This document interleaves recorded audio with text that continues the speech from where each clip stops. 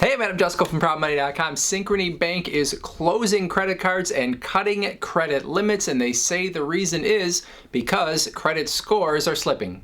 An article in Bloomberg from last week had quotes from an interview with Synchrony's CFO Brian Wenzel, where he confirmed that they are cutting inactive credit cards, so closing accounts, but then also cutting credit limits, especially for people that had credit scores under 700, because they're seeing those credit scores slip and they are seeing charge-offs increase. The gist of the article overall is that during the pandemic, credit scores went up, but maybe a little bit artificially, because there was a lot of free money going out and people were using it not necessarily for their everyday expenses, but actually using it to pay off debt. And so people's credit scores were going up. And there are quotes in the article, again from Synchrony's CFO, where he says that they were seeing credit scores that were maybe 680, 690 that have slid down to 620. And the feeling seemed to be that 680 or 690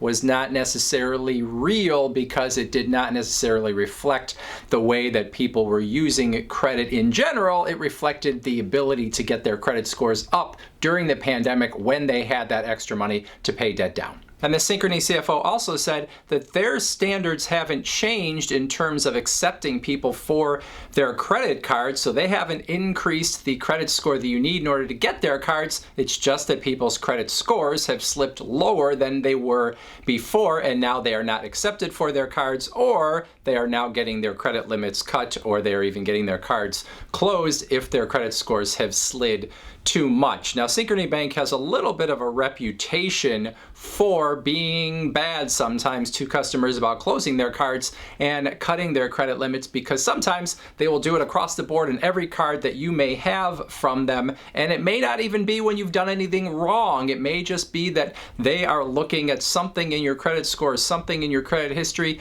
and they are getting agitated. So they tend to, work with people that have lower credit scores to begin with.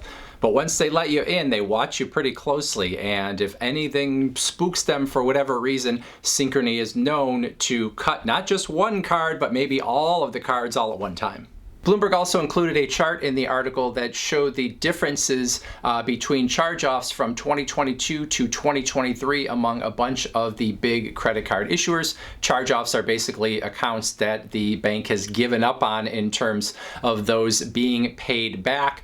Across all of the issuers, there has been a significant jump from 2022 to the same time in 2023, but Synchrony's bigger than the others. So most of the others around a 60% jump, give or take. Synchrony more like a 75% jump in the number of charge-offs. But Synchrony says that they are still less than where they were before the pandemic. So even though they're at about a 4.8% charge-off rate, they say that is less, and they expect it to continue to go up. And if I understood correctly, the CFO was basically saying, if we're between 5.5% and 6%, we're kind of okay, and we can run a profitable business at that place. So they expect to continue to go up there, but it obviously is not stopping them from pruning some people now that they have decided are a risk to them and could be the ones that are going to increase that charge-off rate. So they are admittedly closing credit card accounts, and they are cutting credit limits. If it has happened to you, I would love to hear about it in the comments section below. If you had any trouble with Synchrony closing one or more of your accounts, or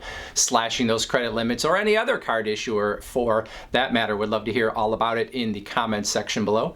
Otherwise, I thank you for watching, and as always, please go to ProudMoney.com, where we do credit card reviews, we talk personal finance, we talk deals, and all sorts of other fun stuff too. If you're not going to leave a comment, or you're not going to go to the website, you might want to watch next this video.